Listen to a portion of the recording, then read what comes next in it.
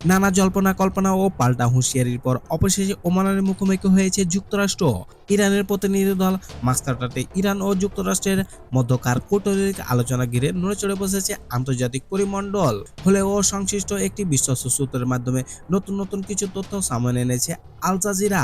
সূত্র জানায়, বৈঠকে অংশ নেওয়া দুই পক্ষকে নিজ নিজ অবস্থান নির্ধারণ করে পজিশন পেপার তৈরি করতে বলা হয়েছে।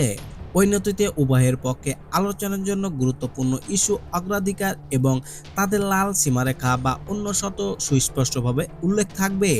অর্থাৎ কোন কোন বিষয়ে আলোচনা করা চলবে না বা কোন কোন বিষয়ে আপোষ সম্ভব নয় তা আগে থেকেই নির্ধারণ থাকবে। একবার এই পেপার পজিশন তৈরি হয়ে গেলে তা ইরান ও যুক্তরাষ্ট্রের মধ্যে বিনিময় করা হবে। এর মাধ্যমে আলোচনা শুরু হওয়ার আগেই প্রত্যেক পক্ষই বিপরীত পক্ষের অবস্থান সম্পর্কে সুস্পষ্ট ধারণা পাবেন। সূত্রটি আরও জানিয়েছে, ইরানের পক্ষ থেকে সাফ জানিয়ে দেওয়া হয়েছে যে এই আলোচনা ক্ষেত্রে কেবলমাত্র পারমাণবিক ইস্যুর মধ্যেই সীমাবদ্ধ থাকবে। এর বাইরে অন্য কোনো রাজনৈতিক প্রসঙ্গে তারা আলোচনা করতে রাজি নয়।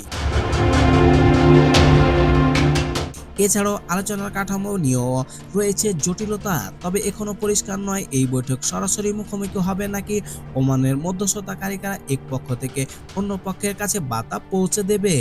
এর আগেও ইরানের পররাষ্ট্র মন্ত্রণালয়ের পক্ষ থেকে নিশ্চিত করে বলা হয়, 12 এপ্রিল যুক্তরাষ্ট্র ও ইরানের মধ্যে বৈঠক অনুষ্ঠিত হবে। এই বৈঠকের মাধ্যমে একটি সমঝোতায় পৌঁছাতে চায় তারা। গত 7 এপ্রিল যুক্তরাষ্ট্রের প্রেসিডেন্ট ডোনাল্ড ট্রাম্প ঘোষণা দেন, ওমানে ওয়াশিংটন তেহরানের মধ্যে আলোচনা শুরু হবে।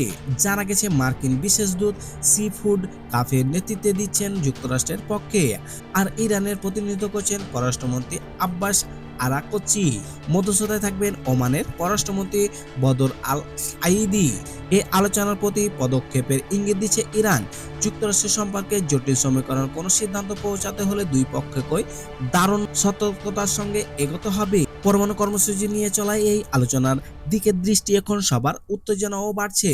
পাল্লা দিয়ে বহু আলোচিত এই বৈঠকের প্রাক্কালে ইরান জানিয়েছে, যুক্তরাষ্ট্রের সঙ্গে সম্ভবত বাস্তব ন্যায় যুক্তিতে আগ্রহী তেহরান।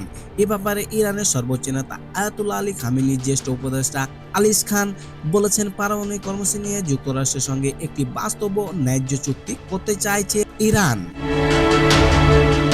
বিশ্ব রাজনীতির উত্তাপ বাড়িয়ে তুলেছে এই নীরব আলোচনার ধারা। এর ভবিষ্যৎ কি জানতে আন্তর্জাতিক মহল তাকিয়ে রয়েছে।